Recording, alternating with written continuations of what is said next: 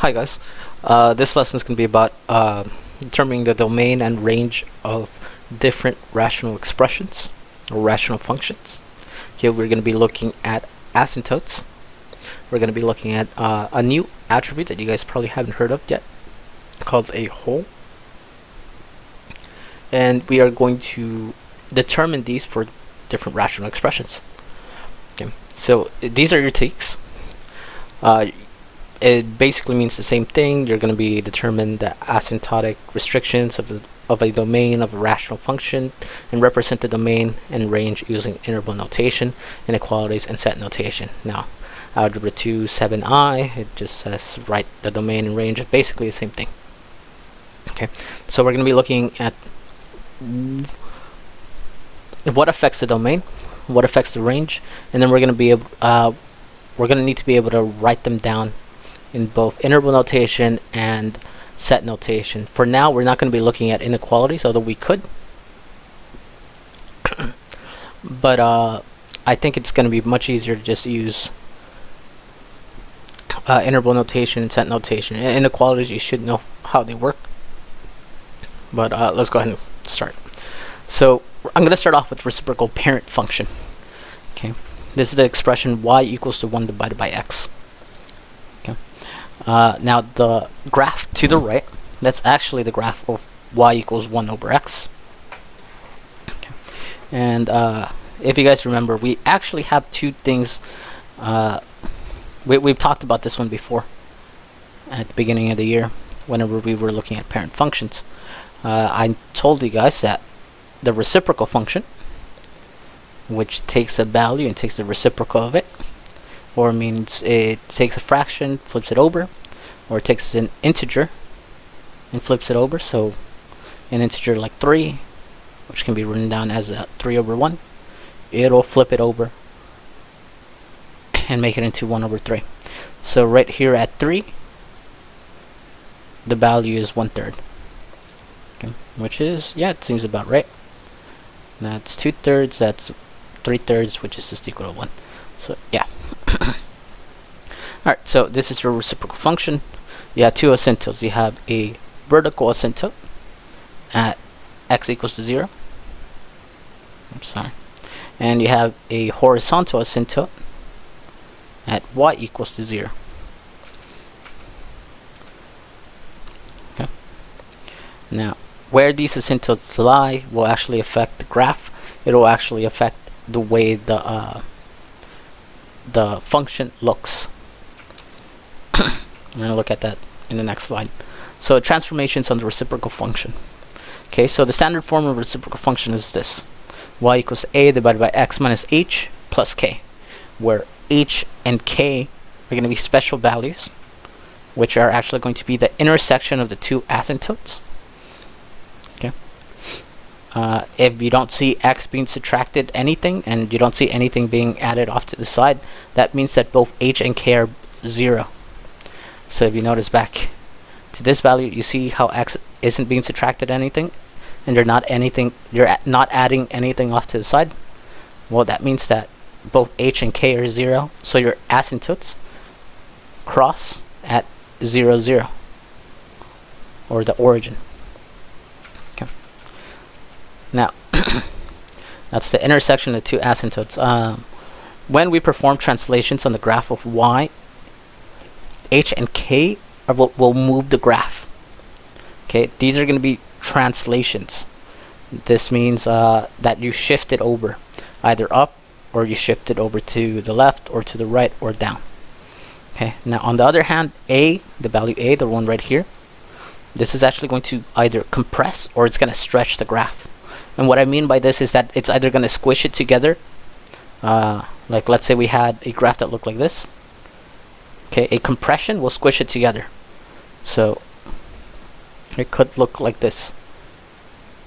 Okay, think about it as like we put it inside 2 slices of bread and then we pressed it together, right? So it'll look skinnier. It might look more like this instead.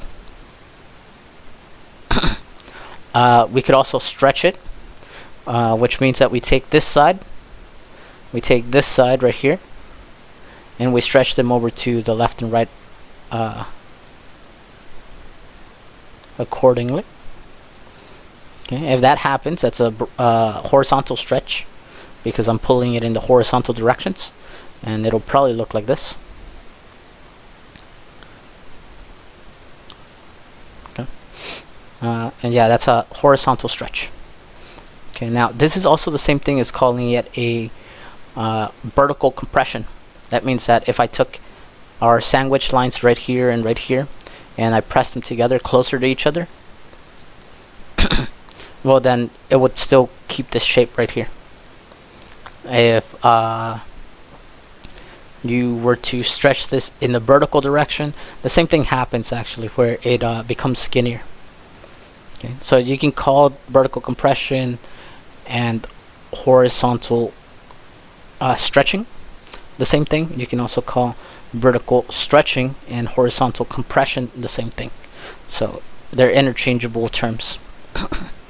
Okay, oh, and then A, depending on whether it's a positive value or a negative value, will tell you whether the graph, the original function, this one, will either be flipped across the x-axis or not. By that I mean reflected. So either it's positive and it will stay like this, since 1 is positive, or it could have been a negative 1, and that just means I reflected across the x-axis. It'll look like this instead. Sorry, I'm not too accurate with this, but you get the point, hopefully. Okay. Alright, so let's start looking at some changes, changing the k value. Okay, this means that the value on the outside, off to the side, changes. So let's say we changed it to a 3. Originally it's 0, by the way. So whenever we looked at this function, we're not adding anything. So it's like I add 0. Okay. Notice where the point or the intersection point is. Now, if I add 3 off to the side, what's going to happen is that you're going to translate it up. You're actually going to translate it up 3 units. Okay. So what happens is that that asymptote moves up, and our other vertical asymptote doesn't move at all. The same thing happens here. The vertical asymptote doesn't move at all. It's still at x equals to 0. Now, whenever you subtract 4, it's going to shift or translate the graph down. So what happens here is that we have a graph that is moved 4 units down. So we're going to call that 4 units down. Okay, and now remember, it could be either shift or translation. It doesn't matter. They're both the same thing. Now, whenever we're changing the h value, we're performing horizontal translations. That should give it away. H means horizontal, okay? For changing k, it's vertical translations. K has the k sound, so maybe remember it that way, and then horizontal has the h. That might help. Okay, and we're actually going to be doing the same operations onto the function. We're just going to be doing it in a different spot. So right here I'm still adding 3, right here I'm still subtracting 4. If you guys look back, I'm adding 3, I'm subtracting 4. Obviously the graphs for these do not look the same. Like if you just look at the difference, the shape is the same, but like the translations are different. What happens here is that our horizontal asymptote, the one that's side to side, actually doesn't change, and neither does this one compared to the original parent function. Now, compared to the original parent function, it seems like this was moved over 3 squares, and it was moved over 3 squares to the left. And I'm going to call that 3 units left. And this one, on the other hand, seems to have moved 4 squares to the left. 4 squares to the right, or 4 units to the right.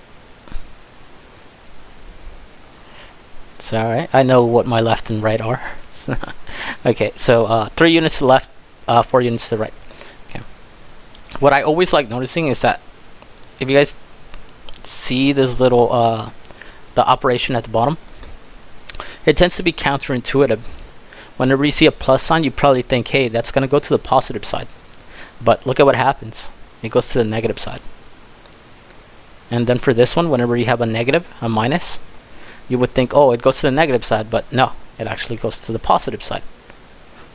Okay, so you want to keep this in mind whenever you start graphing graphs on your own. We won't be doing that for my assignment, but you know, maybe in the future you might have to graph one on your own. You should know what translation happens in those cases. Okay, so let's look at compressions. And for this one, I actually did want to have the parent function in the middle for comparison, because if you guys notice, they don't look very different. Really what's happening is that whenever you have a value of a that is greater than 1, even if you ignored the negative sign, so that's why I put absolute value on it. If the absolute value of a is greater than 1, what seems to happen is that the graph tends to get further and further away from the center. Okay. Now, whenever it's equal to 1, this is just sort of like our norm. Okay, this is the norm. This is the parent function, so we don't think about it differently. It's just like that's what it started off as. So comparing the first one, where a is greater than 1, to whenever a is equal to 1, yeah, it looks much farther away. Now, whenever a, or the absolute value of a, is greater than 0, but less than 1, meaning it's a fraction, it's a decimal, it's some sort of value between 0 and 1. Okay, or 0 and negative 1, if you want to think about it as with negative values. But it seems to get much closer to the center, to the intersection of asymptotes. Okay, so this causes compressions and stretching, but it causes compressions whenever your a is between 0 and 1, and it causes stretchings, or a stretch, whenever your a is greater than 1. Okay. Now here's the thing: you guys are probably gonna someday see this on a problem, and they're gonna say, oh, there's a compression of a factor of 1, or compression of a factor of 5. Well, this one's a compression of a factor of 5. I mean, not compression, a stretching with a factor of 5. Okay. It's 5 because you had to take this value and multiply it times 5 to get the 5 right here. Okay, now this one would be a factor of either, you could say, 1/2 or 0.5, because you take this value and you multiply it times 1/2 to get the 0.5. Okay, that's why we say it's a factor of 1/2 or a factor of 0.5. Okay. Changing the sign of a is actually going to tell you a lot about the reflections. Okay, so what do I mean by this? So this is actually, well, you don't really have to have the negative right here. We can actually switch it over to be on either the top or the bottom. In this case, I want to choose the top. And we have negative 1 divided by x. This means that your a is negative, meaning it's less than 0. Okay. Whenever a is positive, this is going to be more or less the shape of the graph. So whenever it's negative, the right-hand side is negative. Whenever it's positive, the right-hand side is positive. Okay. If this is the original function, the original parent function, all we had to do was draw the line at the x-axis, and then reflect over the line from the top and put it on the bottom, and then reflect over the line from the bottom on the left hand side and put it on the top. Okay. Now just by switching it over with a negative, that's what happens. We change it over to this to look like this graph instead. Okay. Sorry if there's a lot of noise in the background. I think they're doing lawn maintenance. Okay. Alright, so based off of this information, let's go ahead and look at some problems. Okay, these are going to be similar to the ones that you guys get on your assignment. So it says the reciprocal parent function is reflected across the x-axis. Then translated 4 units to the right and 3 units down. Write an equation to represent the new function. Okay. Well, it's reflected across the x-axis. Well, reflecting across the x-axis, well, just even seeing that word reflection means that we're going to have a negative value as a. Okay. So I'm going to put a is going to be less than 0. Okay. Then it's going to be translated 4 units to the right. Okay, now remember what I said about the right and left. It's counterintuitive. Because this is to the right, it's going to the positive side. We're actually going to be doing the opposite within the function or within the expression. Meaning that we're going to have x minus 4. So instead of having positive, we're going to have minus. Now whenever we see 3 units down, going up and down, that stays the same. Okay, so at some point we're going to have to subtract 3. So if we write an equation to represent the new function, identify the asymptotes. Well, okay, let's start off with something easy. We need to choose a negative value for a. Because this doesn't say anything about a factor, meaning we're not going to compress it like we did here. It doesn't say by a factor of 2 or by a factor of 5 or by a factor of 1/2. So what we're going to do is we're going to keep the 1 as it is and just add a negative to it. That way it gets reflected across the x-axis. Okay. Once you do that, we're going to move it over to the right 4 units. So I'm going to put x minus 4 at the bottom of that fraction. Okay. Then finally I'm going to do minus 3. Okay.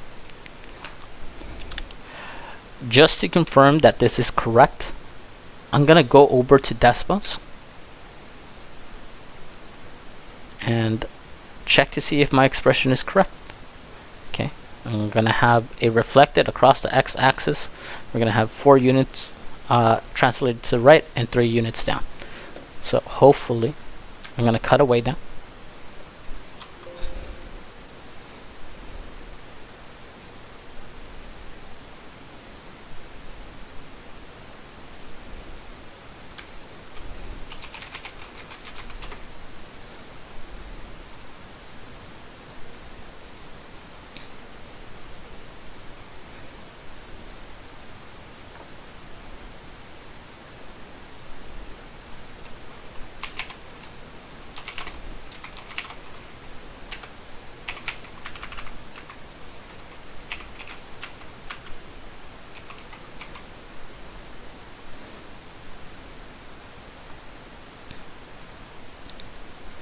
Okay, so I've gone ahead and graphed the equation. This is what it looks like. What I'm noticing is that the graph is negative on the right hand side. It did get moved to the right 4 units, and it did get moved down 3 units. I can tell this because I can kind of see where the center of these graphs is, and it appears to be right here. Okay, remember that the center of the graphs is always going to be where your asymptotes line up, where they start crossing. So I can tell that my horizontal asymptote here is actually going to be y equals -3, and my vertical asymptote is going to be x equals to 4. So if I go back to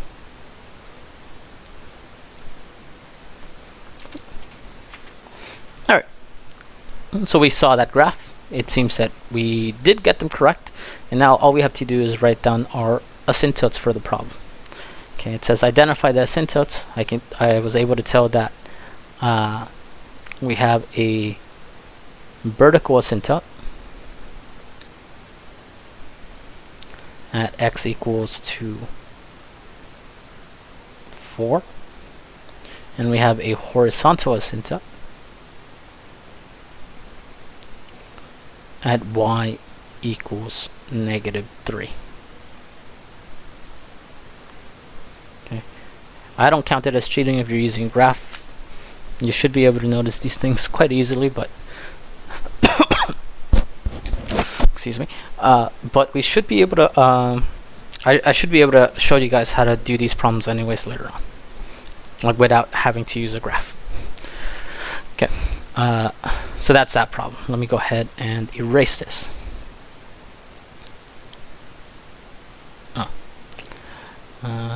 There we go.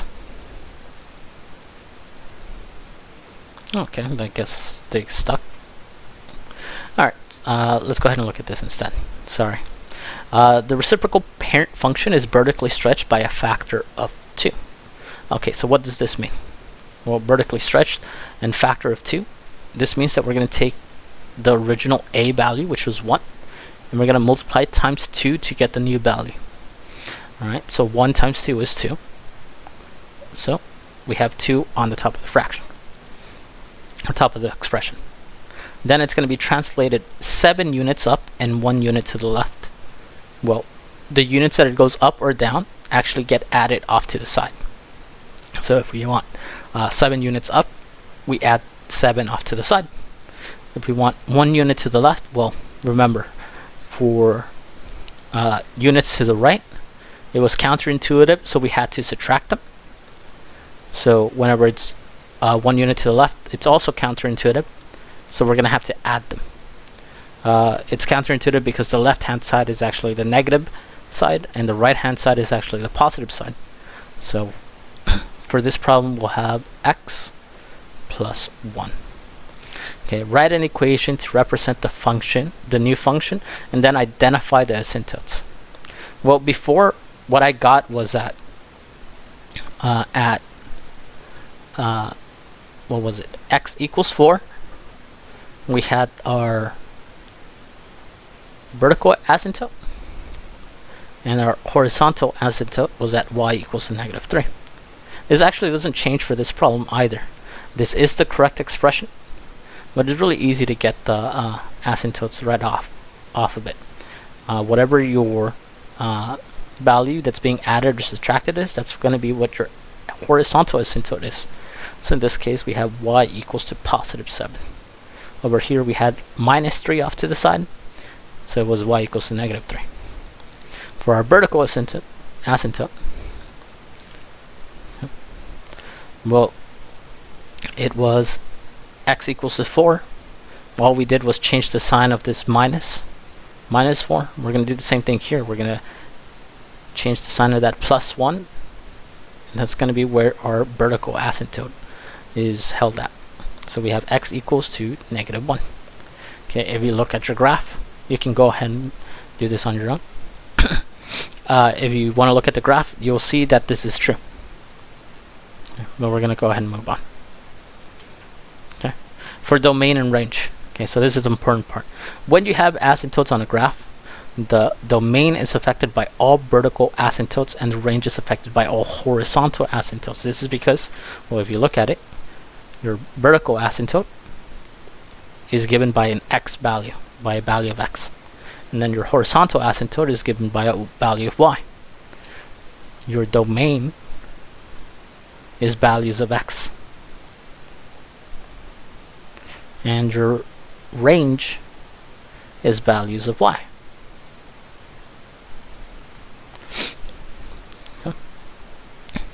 The values of x for the vertical asymptotes are excluded from the domain.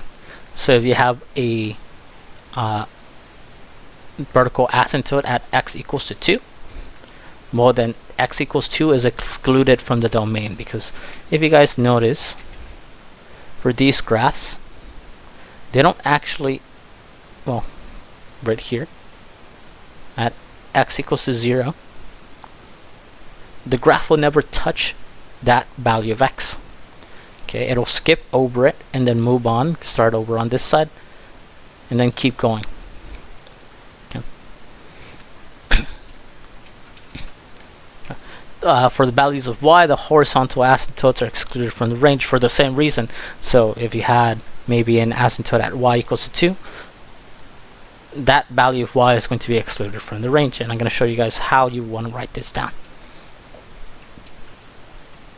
Okay, sorry.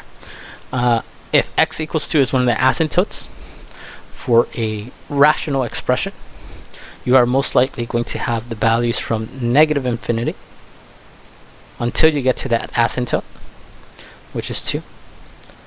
You're going to put that 2 right next to your parentheses, because 2 will not be included in the domain. Okay. And then we're going to start over from 2 again. We're going to go all the way to infinity. Infinity signs never use square brackets, and if a value is excluded from the domain, then you want to use parentheses on those values. Normally this means that there's a hole in the graph, although I say hole right now. It's really more about the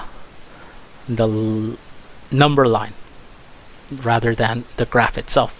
A hole for rational expressions is actually going to be something different, and I'm going to talk about that later. Okay, if this is for your x values, normally you put a union between them, a u, and sometimes you'll see this little symbol right here. It's sort of like a weird e, a rounded off e. That tells you that all the values x belongs to are between negative infinity and 2, and then from 2 to infinity excluding the 2, because there's parentheses there. Okay. For horizontal asymptotes, you would be talking about the y. So basically, since we have the same value, we'd probably be writing down the same thing. Okay. You always want to start off with the most negative number, okay, or the lowest number if you don't have any negatives, and then you want to end off with the most positive number, which is positive infinity, or the least negative value, okay, in case you don't have any positive values. Okay, so let me go ahead and talk about vertical asymptotes. You can have more than one. This is because they are caused by the function becoming undefined at certain values of x. Okay, whenever you have an undefined value, this actually means that you have a 0 in the denominator's place. So basically you're dividing by 0. Dividing by 0 is actually going to make the graph start warping. It starts making it act weird. Okay, so whenever you guys see that reciprocal function at x equals to 0, this would make the equation equal to 1 divided by 0. Dividing by 0 is not really allowed. And that's why, if you notice, it starts acting all weird. That's where we get our asymptote from. Okay, and one side goes all down to the left, down to the bottom, and one side goes up to the top. Which is kind of weird, because normally whenever you see functions, they're a smooth graph like this, like a polynomial, where every single part of it touches with each other. Even with a square root function, even though it starts off at some point, from then on it's connected, or it stays connected, and so on. Okay. And basically, the way you find these asymptotes, the vertical asymptotes, is that you want to see where the denominator of the expression is actually equal to 0. Being able to factor, being able to use the quadratic formula helps out a lot with this. Let me show you an example. Okay. So here we have y equals to 1 divided by x squared plus 3x plus 2. It helps to be able to factor the denominator of the expression, because in order to find the vertical asymptotes, you need to figure out when the denominator is equal to 0. So if I take x squared plus 0x plus 3x plus 2 and set it equal to 0, whatever solutions I get for this equation, those values of x, we will have a vertical asymptote. So we'll have the factors of 2 are only 2 and 1. 2 plus 1 is equal to 3. So we'll have x plus 2 and x plus 1 as our factors. We want these to be set equal to 0, so we're going to need to find the solutions. We do that by using the zero product property and setting each one of the factors equal to 0. X plus 2 equals 0. All I have to do is subtract 2 on both sides. And for x plus 1 equals to 0, all I have to do is subtract 1 on both sides. This will effectively make x equal to -2 and x equals to -1. Let me go ahead and write this down right here. Okay. And what we found out from this is that we have vertical asymptotes at x equals to -2 and x equals to -1. Okay. Now, if you have more than one vertical asymptote, this means that your graph is going to get split up a little bit more. Depending on what it looks like, let's say this was our x-axis and our y-axis. At x equals to -2, let's say right here, the graph will not hold any value. At x equals to -1, the graph will also not hold any value. Okay, because we don't have anything being added onto this expression, I assume that our horizontal asymptote will not change. So normally this is what the graph will look like.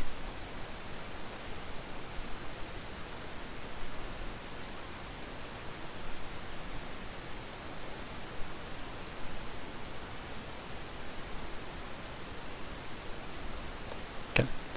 I may be a little bit wrong. I'm a little bit sketchy with my graphs, but by which I mean like the shape of the graph, not the function itself. This is probably what it looks like. And your domain and your range are going to be split up a bit. Your domain, because it has 2 vertical asymptotes, will actually be written down like this. It continues from the left, therefore it goes to -infinity. That's your most negative value. Then as you keep going over to the right, your x values stop at x equals to -2. So I'm going to write down -2. I'm going to use a parenthesis to indicate that -2 is a value that's going to be excluded from the domain. Okay. I'm going to union this and then add my domain for this middle part right here, because we still have a graph. They're not connected, but it's still part of the graph. You know, there's values that actually do have outputs there. And we'll start it from -2, not including -2, because again I said it's excluded, so not included. And then it stops at -1. So I stop it at -1. Then I unionize it with the last part of this graph right here, which starts off at -1. But if you guys notice, we'll keep on going over to the right and end at infinity. This is your interval notation of the domain for this function. Okay. Another way of having written this down would be using the builder's notation, which looks like this. We use the curly brackets, x, such that, so we just use a straight line, and we indicate what values will not be included. Sometimes we will use inequalities for this, but in this case, because it's easier to say that x will not be equal to -2 and x will not be equal to -1, we're just going to write that in. X does not equal -2 and x does not equal -1. Okay, under this assumption, just because we included the exclusions, I know that sounds weird, we just stated the exclusions, everything else that's not x equals to -2 and x equals to -1 is actually included in the domain. I prefer this way of writing down the domain, but you do want to learn both ways of writing this down. Okay. a hole is another characteristic that expressions may have, that rational expressions can have. Okay, it's a point at which the graph of the rational expression actually breaks up. And this actually happens whenever you have common factors between the numerator and the denominator of the rational expression. Okay. So here I have an example of the graph. The point right here in blue, this is a hole. Okay. You see it breaks up the graph. So right here, even though it's broken up by the asymptote, there's another graph within the graph that breaks it up on a smaller scale. Okay.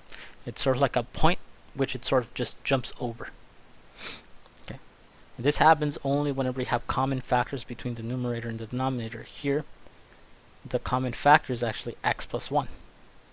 Because we have x plus 1 on the numerator, we have x plus 1 in the denominator, and these can actually cancel each other out.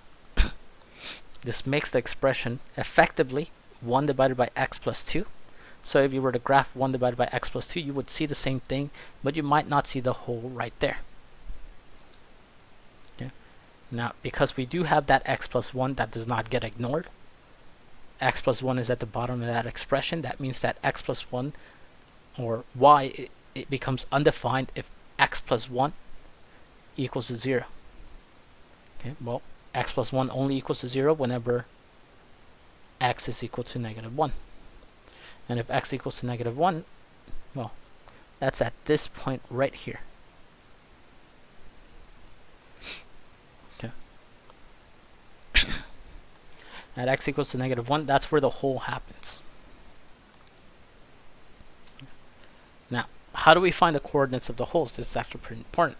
To find the coordinates of the rational expression, you actually first want to simplify the expression. That's kind of what we did back here. I took the x plus 1 and I took the x plus 1. I canceled them out. Okay. Then you actually want to set up the canceled out factors equal to 0. That's also what we did up here. We had x plus 1, which was the canceled out factor, and I set it equal to 0. I solved for x. Okay. Whatever value you get from this canceled out factor, that's going to be the x coordinate of your holes. There could be more than one. After finding those, you want to plug them back into the simplified expression to figure out what your y coordinate of the hole is going to be. I didn't do that for this one. Okay, I know that x equals to negative 1, so to figure out what the y coordinate of that hole is, all I have to do is take this expression right here, the simplified one, and plug in the value x equals to negative 1. So negative 1 plus 2, 1 divided by 1. So our value for that hole, our y coordinate, is actually y equals to 1. So our point of the hole is actually at negative 1 comma 1. Okay. Now let's look at this with other problems. Let's say I wanted to take this expression and see if it has any holes. Well, let's see if we can factor out the top. X squared plus 7x plus 10. Well, there's a 1 in the front, so that means all we have to do is factor out the 10. We can have 1 and 10. We can have 2 and 5, and I think that's about it. If I add up these factors, we get 11 and we get 7. 7 is the value that I want here, so those are going to be part of our factors. The positive 2 and the positive 5. Okay. So we have x plus 2 and x plus 5 as our numerator. We have x plus 5 as our denominator. And if you notice, we have the same factor on both the top and the bottom of that expression. These values will cancel each other out. Therefore, our simplified expression would be x plus 2. Okay. So if I were to graph this expression, we have x plus 2. That more or less looks something like this. A straight line where your y-intercept is y equals to 2. And then we take our x plus 5, the factor that was cancelled out. We're going to set it equal to 0 and solve for it. We get x equals -5. Okay. What this means is that at x equals to -5, which is somewhere around here, we are going to have a hole on that graph. Okay, so it's going to look more like this, of the y graph. Okay. So to figure out the y coordinate of this point, we're going to take x equals to -5, we're going to plug it back into the simplified version of this expression. If we take -5 plus 2, this will give us -3, and that's actually going to be our y coordinate. Okay, so the point, it has, the graph has a hole at x equals to -5, y equals to -3. Okay. This is going to be the last problem, and then we're going to finish off there. If you guys have any questions, just let me know. Make sure that you turn your assignments in soon, as grades are going to be going in pretty quickly. I thought we had an extra week, but actually we don't. So we're going to have to finish pretty early. The next class is probably not going to have an assignment, but I'm going to give you guys videos. If any of you guys are interested in learning a little bit more, I'm actually up to maybe hold a few lessons or try to go over some problems with you guys from the SAT after the last class or the last set class for the year. I'm sorry that the year became so crappy, but hopefully we're all staying safe by staying at home. Okay, so let's go ahead and look at this problem. So we have y equals to x plus 3, and then we have x squared minus 9. If you guys remember from your factoring patterns, this is actually pretty familiar, x squared minus 9. If we had a 1 in the front, well, that's actually just 1 squared, and this 9 is actually 3 squared. Okay, this is the difference of 2 squares. What this means is that I can split this up into 2 factors. We can have x plus 3 and x minus 3. X plus 3 will stay at the top. Okay. See? Much faster than having to do it the old way. Okay, so we have x plus 3 on the top, we have x plus 3 at the bottom. Because we have a common factor between both the numerator and the denominator, we can cancel them out. This also means that we have to set that factor equal to 0 and solve for x, which is pretty easy. We end up getting x equals to -3.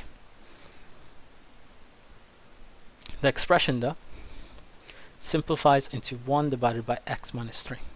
One of the things that I think that you guys might be confused with is that when we cancel out x plus 3 and x plus 3 here, you might think it's going to be 0 on the top because there's nothing left.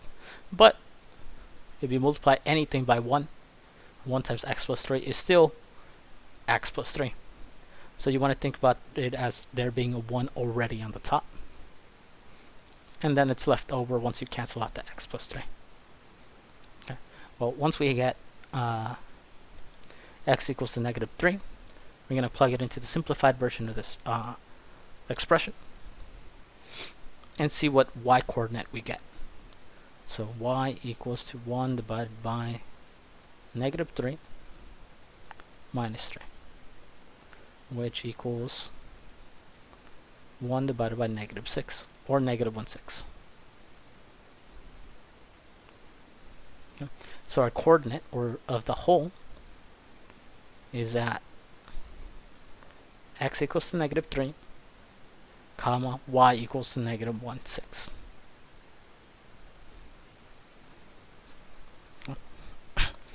And then we're finished there. In case you guys have any questions about any of the problems on your newest assignment, please let me know.